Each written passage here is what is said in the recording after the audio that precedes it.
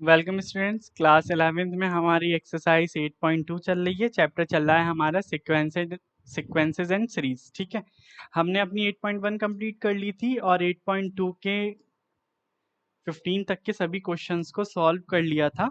और मैंने कहा था अभी हम इसको 2 पार्ट्स में और डिवाइड करेंगे, तो मेनली ये एक्सरसाइज हमारी 4 पार्ट्स में कंप्लीट होगी। ठीक है, आइए आज क्वेश्चन नंबर 16 से स्टार्ट करते हैं। क्वेश्चन नंबर 16 क्या कह रहा है आपका? क्वेश्चन नंबर 16 कह रहा है find a GP for which sum of first two terms is -4 and the fifth term is 4 times the third term. ठीक है, तो मेनली हमें जीपी की सीरीज पता है। जीपी की जो सीरीज होती है वो क्या होती है? ए आर स्क्वायर, है ना, ए आर क्यूब। और जब यहाँ पर फिफ्थ टर्म तक की बात करी गई है तो मैं क्या लिख रहा हूँ? अपनी फिफ्थ टर्म लिख रहा हूँ। ठीक है, ठीक है, यहाँ पर क्या होता चला जाता है? आर की पावर कम होती चली जाती है। भले से देखो ये ए टू है, लेकिन इसमें आर की पावर क्या है? एक कम होती चली जाती है। ये मैंने आपको जब जीपी के फॉर्मूले बताए थे, मैंने तब आपको समझाया था। ठीक है, तो जीपी मान लीजिए मेरे शुरू के 5 टर्म्स ये हो गई, तो मेरे क्वेश्चन में क्या कह रहा है ना? और लेट कर लो फर्स्ट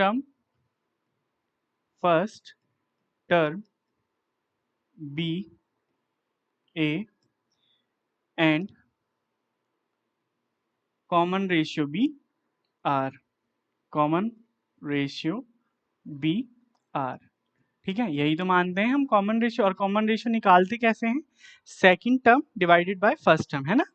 चाहे फिर अगर थर्ड टर्म लेंगे तो third term divided by second term. इस तरीके से हम वर्किंग करते हैं। ठीक है, तो क्वेश्चन के अकॉर्डिंग चलते हैं। क्वेश्चन क्या कह रहा है? अकॉर्डिंग टू द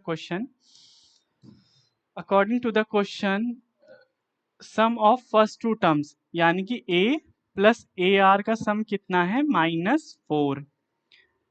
कुछ कॉमन निकल सकता है, ये कॉमन निकल जाएगा, हो जाएगा आपका 1 plus R is equal to -4। ठीक है, इसको कह दो इक्वेशन नंबर 1। इक्वेशन नंबर 1 कह दिया। दूसरी कंडीशन क्या कही गई है कि जो फिफ्थ टर्म है, first second third fourth fifth, यानी कि ए आर की पावर 4 टाइम्स है थर्ड टर्म के। 4 से मल्टीप्लाई कर दो थर्ड टर्म को, ए आर स्क्वायर। ठीक है, तो ए आर की power 4 is equal to 4 A are square. ठीक है, ये रहा। देखो ए से ए कैंसिल हो गया, आर स्क्वायर से ये पावर क्या हो गई? R square. तो आर स्क्वायर की पावर कितनी हो गई? 4। और आर की वैल्यू क्या हो गई? +-2, क्योंकि जब हमारा ये टूटता है तो स्क्वायर रूट हटाते हैं तो प्लस माइनस में कन्वर्ट करते हैं। किस में कन्वर्ट करते हैं? प्लस माइनस में कन्वर्ट करते हैं। ठीक है, जब मेरे पास, और हमें फाइंड क्या करनी है? जीपी फाइंड करनी है, यानी कि पांचों टर्म फाइंड करनी है, और अप टू nth टर्म तो होता ही है। अगर मैं ए की वैल्यू निकालना चाहूँ, है ना, अब मैं अगर ए की वैल्यू अगर आपकी निकालना भी चाहूँ तो आर की वैल्यू मेरे पास 2 हो गई। क्या हो गई? एक तो 2 हो गई और एक -2 हो गई। अगर मैं इक्वेशन 1 में लूँ तो ए की वैल्यू मेरे पास कितनी आ जाएगी? एक बार तो आप 2 रख के देख लो, तो ए 1 प्लस आर यानी कि 2 इज इक्वल टू -4। तो इससे क्या निकली आपकी ए की वैल्यू? -4/3। ठीक है, -4/3। एंड अगर मैं -2 रखता हूँ तो a into 1 - 2 is equal to -4। तो ये हो जाएगा a is equal to -4/-1, minus से माइनस कैंसिल, a की वैल्यू कितनी आ गई? 4 आ गई।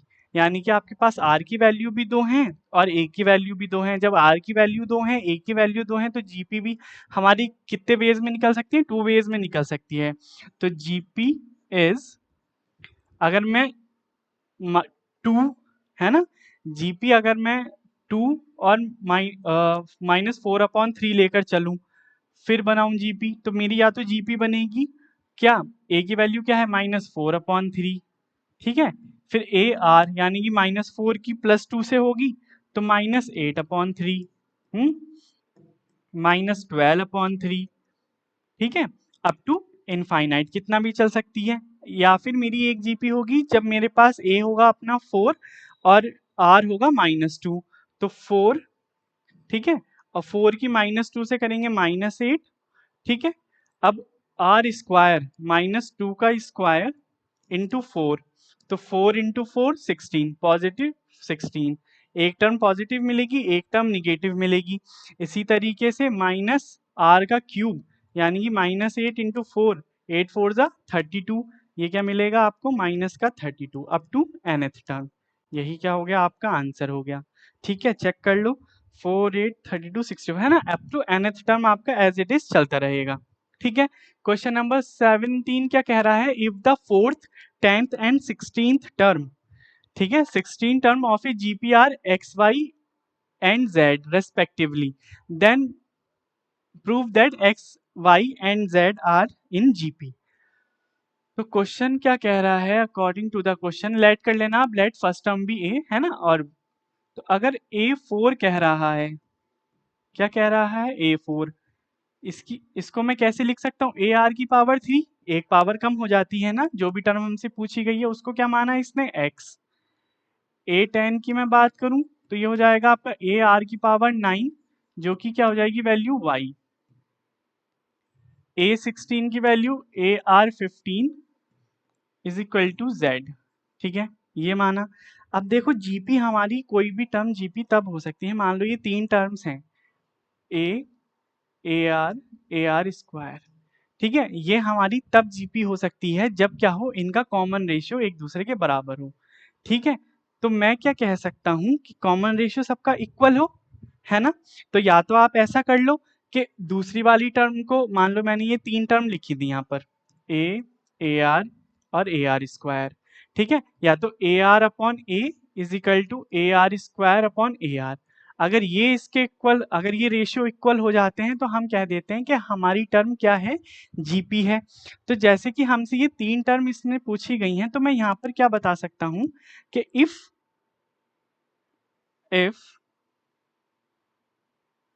क्या है, इसको हम ठीक है, रेशियो इक्वल होगा, तो मैं इसको कैसे बता सकता हूँ कि अगर इस टर्म का इसका स्क्वायर बराबर निकल जाए इनके मल्टीपल के, ठीक है, तो हमारा क्या होगा, जो ये 4th 6 10 और 16 टर्म है, ये किस में होंगी, हमारी जीपी में होंगी। किस में होंगी, जीपी में होंगी। तो ये वाली वर्किंग हमें इसमें करनी है, ठीक है, कैसे करनी है देखते हैं। These 4th 10th and 16th term are in GP if y square is equal to xz, ठीक है, xz ये माना। अब मैं क्या लूंगा इसमें, LHS लूंगा। LHS क्या है, y स्क्वायर यानी कि ए आर की पावर 9 का स्क्वायर, क्या निकल के आएगा, ए स्क्वायर आर की पावर 18, क्योंकि पावर की मल्टीप्लाई हो जाती है। इक्वेशन नंबर 1 कह दो। आर एच एस की मैं बात करूं तो ये एक्स जेड है आपका, तो ये होगा आपका ए R cube multiply by A R 15। जब आप ये करोगे तो ए स्क्वायर और आर की पावर 18, इसमें भी आपको यही मिलेगा। तो इक्वेशन 1 इक्वेशन 2 के इक्वल आ गई, इक्वेशन 1 इक्वेशन 2 के इक्वल आ गई है। और जब इक्वेशन 1 इक्वेशन 2 के इक्वल आ गई है, तो मैं क्या कह सकता हूँ, L H S is equal to R H S, है ना, और X Y and Z are in GP, are in GP, ठीक है। यहाँ पर आप 4 10 16 की जगह एक्स वाई एंड जेड कर लेना, क्या कर लोगे, एक्स वाई एंड जेड, ये आप इतनी वर्किंग कर लेना, ठीक है। यहाँ पर ये कट करके ये लिख लेना। क्वेश्चन नंबर 17 हो गया। क्वेश्चन नंबर 18 कह रहा है, find the sum of n terms of the sequence this. Sequence आ गया, सीक्वेंस क्या है आपका, सीक्वेंस है हमारा 8 88 888 अप टू nth टर्म, ठीक है। अगर मैं इसका सम करूं, क्योंकि सम ही तो मांगा है, तो 8 प्लस 88 प्लस 8 8 8 फिर 4 टाइम्स 8 आ जाएगा, है ना, और अप टू कितने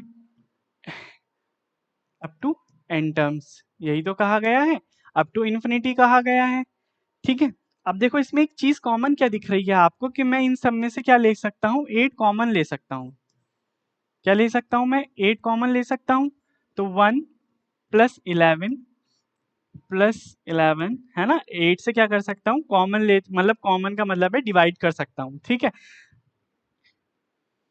अप टू इनफाइनाइट है ना, अप टू nth टर्म, ये हो गया। ठीक है, यहाँ पर क्या चल रहा है, यहाँ पर n टर्म्स चल रही है, क्या चल रही है, n टर्म्स।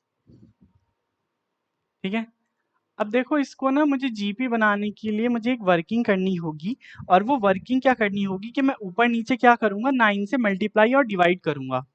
ठीक है, तो 8/9, और 9 से अगर सब में मल्टीप्लाई कर दूं तो ये हो जाएगा 9 plus 99 plus 999 plus up to N time, है ना, एन टर्म्स चलती रहेंगी। ठीक है, तो 8/9 तो एज इट इज रहने दो। अब देखो इसमें क्या वर्किंग हुई, अब देखो ये 10 कैसे बना होगा, वो 9 कैसे बना होगा, 10 - 1, 10 - 1 प्लस 99 बना होगा 100 - 1 प्लस 999 1000 - 1। ठीक है, plus up to N terms, है ना। ठीक है, एन टर्म्स। ठीक है, ये वाली वर्किंग हो गई आपकी। ठीक है, ये हो गया। अब मैं इसको कैसे कर सकता हूं, अगर मैं 8 10 देखो इसको 10 100 और 1000, इसको अगर मैं एक ग्रुप में ले लूं, 10 100 1000, ठीक है, ठीक है, प्लस इनफाइनाइट, है ना, और माइनस में मैं 1 को, 1 कितने टाइम्स आएगा हमारा, n टाइम्स, तो इसको डायरेक्ट मैं n कह सकता हूं। ठीक है, ये हो गया। 8/9 ये हो जाएगा आपका 10 प्लस 10² प्लस 10³ है ना, up to n times, minus n आपका एज इट इज चलता रहेगा। इतनी वर्किंग आपने कर ली, ये हो गया आपका जीपी। यहाँ पर क्या हो गई, आपकी जीपी फॉर्म हो गई। तो a की वैल्यू यहाँ पर कितनी है, 10, और r की वैल्यू भी कितनी है, 10, जो कि क्या है, ग्रेटर देन 1 है। ठीक है, तो सम का फॉर्मूला लगा दो। अगर मैं यहाँ पर, इसको मैं इतना रफ कर रहा हूँ, अगर मैं यहाँ पर सम लेकर भी चलूँ, ठीक है, अगर मैं सम लेकर भी चलूँ, है ना, सम 8/9, सम का फॉर्मूला क्या लगेगा इसमें, a, ठीक है, r की पावर n, r की पावर n -1 अपॉन, यहाँ पर क्या हो जाएगा आपका 10 - 1, माइनस में हमारा n एज इट इज चल ही रहा है, 8/10, 10/9, ये 10 - 1 9 हो जाएगा, और 10 की पावर n -1, और माइनस में n एज इट इज। अब इसको अलग अलग कर दो, है ना, इसकी मल्टीप्लाई अलग अलग कर दो, 80/81, 10 की पावर n -1 माइनस 8n/9, ये क्या हो गया आपका आंसर हो गया। ठीक है, तो सिंपली क्या किया हमने, सीरीज की वर्किंग से वर्किंग कर ली, आंसर चेक कर लो, यही आपका आंसर आ रहा है। Question number 19, find the sum of the product of the corresponding terms of the sequence this and this. ठीक है, दो आपको सीक्वेंसेस दिए गए हैं, कहा गया है इनका सम करो। तो पहला सीक्वेंस 2 4 8 16 32, सीक्वेंस 1 है मेरे पास, सीक्वेंस 1 है मेरे पास 2 4 8 16 32। ठीक है, सीक्वेंस 2 है मेरे पास 128 32 इंटू 8 2 और हाफ। कहा गया है इनकी प्रोडक्ट, प्रोडक्ट का सम निकालना है, तो पहले प्रोडक्ट निकालोगे आप, तो मैं पहले 2 की मल्टीप्लाई 128 से करूंगा, प्लस 4 की मल्टीप्लाई मैं 32 से करूंगा, प्लस, है ना, मतलब पहले सीक्वेंस की फर्स्ट टर्म से दूसरे सीक्वेंस की फर्स्ट टर्म से मल्टीप्लाई, फिर सेकंड टर्म की सेकंड टर्म से, थर्ड टर्म की थर्ड टर्म से। ठीक है, किया, बीच में क्या चलते जाएगा, प्लस का साइन, 16 इंटू 2 प्लस 32 इंटू 1/2। ठीक है, तो ये आपकी क्या बन जाएगी, एक जीपी बन जाएगी। ठीक है, क्या 8 टू ज़ा 16, 1 carry 4 and 5 256 plus 8 12 128 plus 64 32 plus 16। ठीक है, अब इनका आप देखो, पहला टर्म तो इसमें 256 ही हो गया। अगर आपको रेशियो में डाउट हो, देखो जीपी तभी तो होगा जब रेशियो सेम होगा। अगर मैं 256 अगर मैं 128 में से 256 को करूंगा तब भी रेशियो मेरे पास क्या आएगा, 1/2 आएगा। ठीक है, 64 को अगर मैं 128 से डिवाइड करूंगा तब भी मेरे पास रेशियो क्या आएगा, 1/2। तो इसका मतलब ये क्या हो गई, एक जीपी हो गई। आर इसका हो गया हाफ, जो कि लेस देन 1 है। क्या निकालना है आपको, सम निकालना है। टर्म्स कितनी दे रखी हैं आपको, 5 टर्म्स दे रखी हैं। ठीक है, n इजिकल टू 5 दे रखा है आपको, तो सम निकाल दो, S5 निकाल दो। a कितना है, 256। क्या है, जब 1 से लेस हो तो 1 माइनस 1/2 की पावर 5 हो जाएगा। अपॉन में क्या चलेगा, 1 माइनस हाफ, यही तो वर्किंग चलेगी। 256 को तो एज इट इज रहने दो, इनटू 1 माइनस 1/, ये हो जाएगा 32। ऊपर नीचे पावर अलग अलग कर देंगे। अपॉन में क्या चल रहा है तुम्हारा, हाफ, क्योंकि 1 में से हाफ गया, हाफ बचा। ठीक है, मैं फिर इतने को रफ कर रहा हूँ। ठीक है, जब ये आपका हाफ आया तो 256 के पास क्या आएगा, 2 आ जाएगा। ये नीचे वाला 2 ऊपर मल्टीप्लाइंग में चला गया, इनटू ये बचा आपका 32 माइनस 1/32। ठीक है, यही तो बच रहा है। तो 2 से ये गया, 2 1 जा 2, 2 6 जा 12।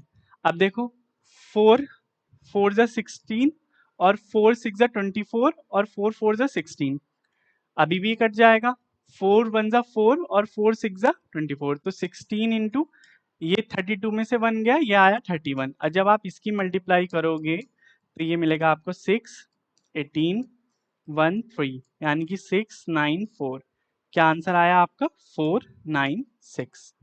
आई होप आप सबको क्लियर होगा, है ना। किसी का कोई डाउट हो तो आप कमेंट बॉक्स में डाल सकते हैं। अदरवाइज सिंपल सम के फॉर्मूले से हैं, थोड़ी ट्रिक्स भी हैं, थोड़ा सा दिमाग चलाना है कि कहाँ कौन सी चीज कहाँ होनी है। ठीक है, question number 20, show that the product of the corresponding terms of the sequence AR square up to AR की पावर n-1 एंड वही सीक्वेंस दे रखा है, कॉमन रेशियो फाइंड करना है। अगर देखो पहला सीक्वेंस ये है, दूसरा सीक्वेंस ये है, तो क्या आप प्रोडक्ट नहीं निकाल सकते, प्रोडक्ट आप निकाल सकते हो ना। पहली टर्म की पहली टर्म से ये हो जाएगा कैपिटल ए, ठीक है, प्लस, ठीक है, दूसरा क्या बनेगा, A R capital A R, ठीक है, प्लस ए आर स्क्वायर, ठीक है, अप टू ऐसी करते करते ए आर की पावर n-1, ए आर की पावर n-1, यहाँ पर मुझसे कैपिटल आर स्मॉल आर बन गया, कैपिटल आर होगा। ठीक है, जब ये जीपी में है तो पहली टर्म तो आपको पता चल गई क्या होगी, ए, ठीक है, फर्स्ट टर्म आपको पता चल गई। अगर मैं बात करूं रेशियो की तो सेकंड टर्म ए आर और ए आर डिवाइड करोगे पहली वाली से ए, कैंसिल, कितना बचा, R is equal to R, common ratio कितना आया आपका, आर। तो यही आपको फाइंड करना था। ठीक है, it means hands it's common ratio. इस बार ना आप इसको डैश से डिनोट कर लो, क्योंकि ना देखो कैपिटल आर भी आ गया और स्मॉल आर भी आ गया, तो इसको आप डैश से डिनोट कर दो, है ना। तो common ratio is small R multiply by capital R, यही आपका क्या होगा, आंसर होगा। सिंपल मल्टीप्लीकेशन की, है ना। फर्स्ट जीपी में है तो फर्स्ट टर्म निकाल दी, कॉमन रेशियो क्या रहा, सेकंड वाली से फर्स्ट को डिवाइड कर दिया, ये आपका आंसर आ गया। 21, find 4 numbers forming a geometric progression. ठीक है, 23 तक के क्वेश्चंस आज हम सॉल्व कर 23 या 24 तक के क्वेश्चंस आज हम सॉल्व करेंगे, बाकी नेक्स्ट क्लास में देखेंगे। Find 4 numbers forming a geometric progression in which third term is greater than the first term by 9 and the second term is greater than the fourth term by 18. ठीक है, तो चलो पहले देखो हमें चार नंबर चाहिए इसमें, तो पहली टर्म चाहिए जीपी की 4। तो पहली टर्म हो गई ए, दूसरी हो गई ए आर, फिर हो गया ए आर स्क्वायर और ए आर क्यूब। ठीक है, अकॉर्डिंग टू द क्वेश्चन क्या कह रहा है कि third term A R square is greater than the A plus 9, है ना, फर्स्ट टर्म से ग्रेटर। मल्टीपल में होता देखो टाइम्स कहता है तो हम मल्टीप्लाई लगाते हैं, और ग्रेटर देन कह रहा है तो मैंने प्लस लगाया है। ठीक है, यहाँ से हम कैसे इसको कैलकुलेट कर सकते हैं, A are square minus A is equal to 9 रह गया, इधर इधर ए कॉमन ले लो तो क्या बचा, R square minus 1 is equal to 9। Question number 1। ठीक है, क्या निकालना है हमें, ये चारों टर्म्स निकालनी है अपनी। एंड दूसरी कंडीशन क्या कही गई है, सेकंड टर्म यानी कि A R is greater than the fourth term by 18, A R cube is plus 18। इसमें भी ऐसी करो, ए आर के पास ए आर क्यूब माइनस में ले जाओ इजिकल टू 18। अब देखो इधर से ए आर कॉमन निकल सकता है, तो ये क्या बचा 1 minus R square is equal to 18, इसको कह दो इक्वेशन नंबर 2। अब क्या करो, दूसरी वाली इक्वेशन को पहली वाली इक्वेशन से डिवाइड कर दो, second divided by first is equal to A R 1 minus R square upon A are square minus 1 is equal to 18 upon 9। ठीक है, अब देखो ऊपर तो हो रहा है 1 माइनस आर स्क्वायर, नीचे हो रहा है आर स्क्वायर माइनस 1, तो मैं क्या करूंगा कहीं से 1 माइनस ले लूंगा, मैंने मान लो ऊपर में से 1 माइनस कॉमन ले लिया, तो आर स्क्वायर माइनस 1 हो गया, नीचे क्या हो गया, A are square minus 1 is equal to 18 upon 9।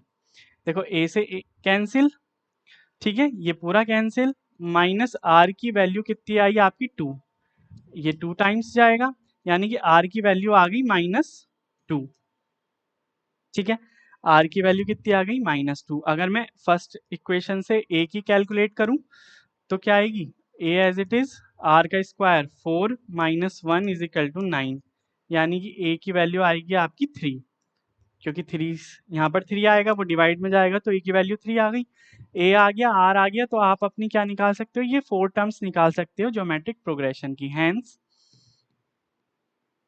GP is equal to a की वैल्यू क्या है 3, फिर ए आर 3 इंटू -2 -6, ठीक है, ये हो जाएगा 4 12, और जब ये करोगे -8 8 3 ज़ा 24, माइनस का 24 आंसर। 4 टर्म्स हमें निकालनी थी, हमने 4 टर्म्स निकाल दी, 3 -6 12 -4। 22 question, if pth qth and rth term of a gp are abc respectively then prove that a q minus r, ये प्रूफ करना है आपको। ठीक है, देखो वर्किंग है थोड़ी सी, वी हैव कॉमन रेशियो वो आप लेट कर लेना, pth टर्म है ना, ए पी की अगर मैं बात करूं तो ये हो जाएगा ए आर की पावर p -1, देखो एक पावर कमी तो रहती है जिसको इन्होंने डिनोट किया है ए से। ठीक है, ए से डिनोट किया, यहाँ पर स्मॉल लेटर्स इन्होंने अलाउ कर रखे हैं, तो हो सकता है हम यहाँ पर कैपिटल लेटर्स लेके चलते हैं। ठीक है, कैपिटल लेटर्स ले लो, है ना, ए पी, तो क्या हो जाएगा ए आर की पावर p -1, जिसको कहा है इन्होंने ए, फिर ए क्यू कहा है तो ए आर की पावर q -1, जिसको क्या कहा है b, इसी तरीके से ए आर की पावर क्या r -1 इज इक्वल टू सी, ये चीजें इन्होंने कही हैं। स्मॉल लेटर्स हमें दे रखे थे इस बार, इसलिए हमने क्या चलाए, अपने कैपिटल लेटर्स चलाए। अब देखो क्या कहा गया है, ए की पावर दिस। ठीक है, जब ए की ये कहा गया है तो आप अपनी एलएचएस ले लो, क्या ले लो, अपनी एलएचएस ले लो। जब आप एलएचएस अपनी लोगे,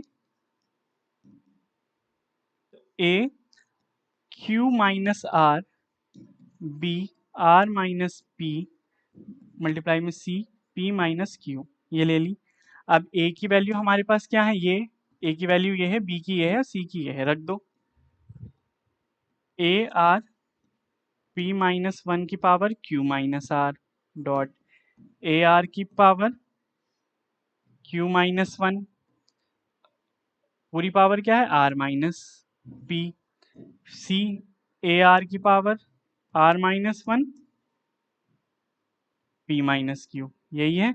अब देखो पावर की मल्टीप्लाई डिवाइड मैं कैसे करूंगा ये आपको इजीली पता होगा। मैं देखो इसको अलग मल्टीप्लाई करूंगा और इसको अलग मल्टीप्लाई करूंगा, तो जब मैं a की पावर इसको लूंगा तो q माइनस आर हो गया डॉट r की पावर, अब देखो मैं इसकी जब इससे मल्टीप्लाई करूंगा तो क्या क्या आएगा, P Q minus P R minus Q minus R, ठीक है। डॉट में चल रहा है ये सब।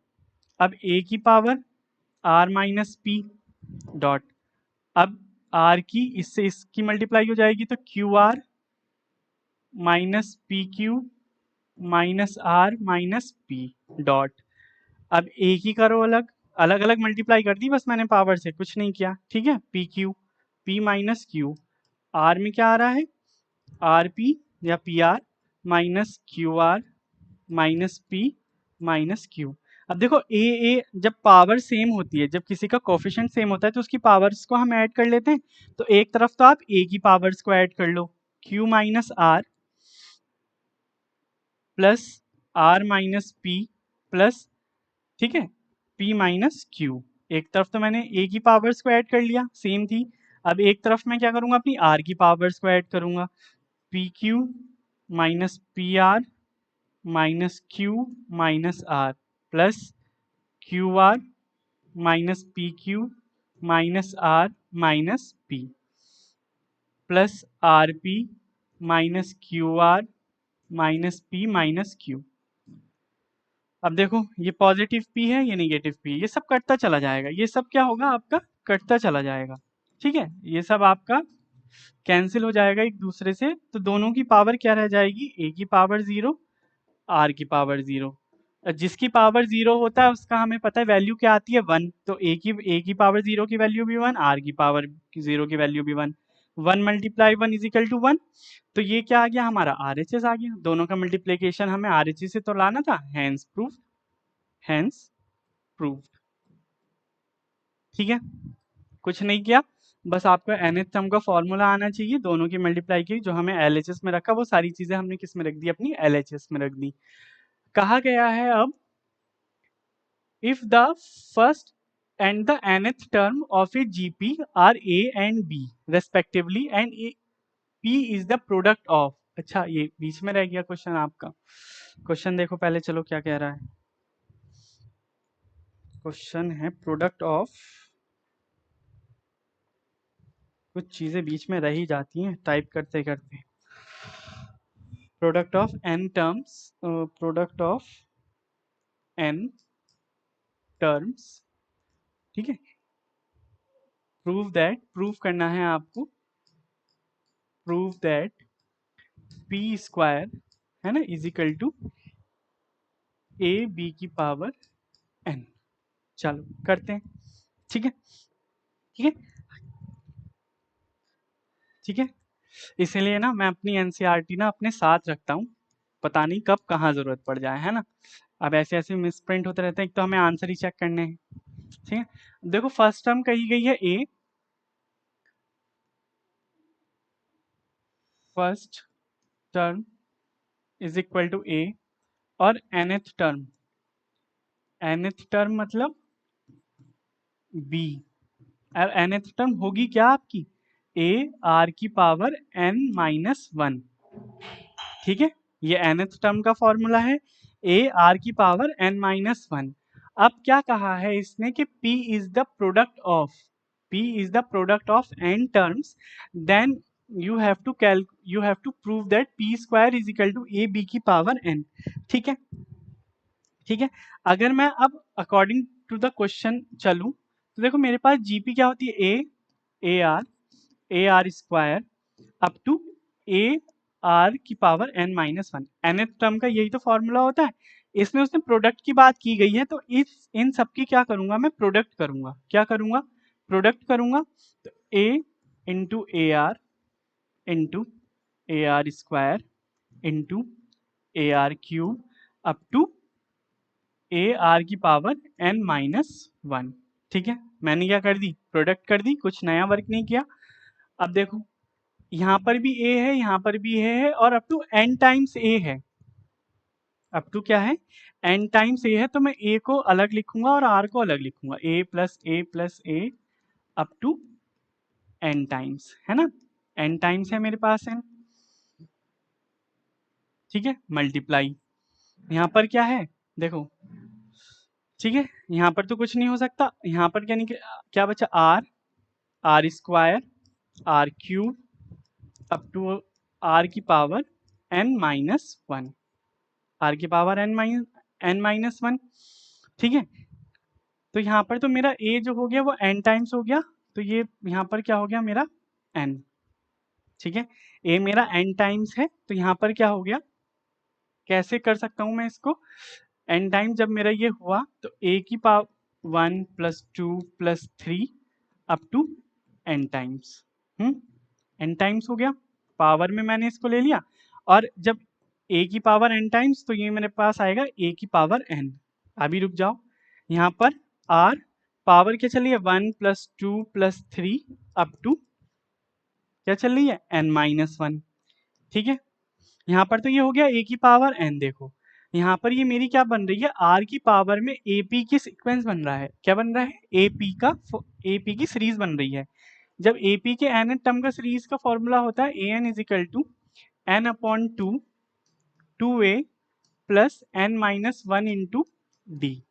ठीक है, इसमें मेरे पास a क्या क्या हुआ, फर्स्ट टर्म यानी कि 1, r भी मैं निकालूंगा, देखो जीपी में डिवाइड करते हैं लेकिन एपी में सब्ट्रैक्ट, ये भी 1 आ गया, n मेरे पास यहाँ पर है n माइनस 1। मैं क्या करूंगा, अब अपना r की पावर में क्या लगाऊंगा, मैं ap का फॉर्मूला, कैसे, n अपॉन 2 यानी कि n माइनस 1 अपॉन 2 मल्टीप्लाई 2 वे, तो ये तो 2 इंटू 1 2 ही रह गया, प्लस n की वैल्यू क्या है, n minus 1 into D, 1 as it is रह जाएगा।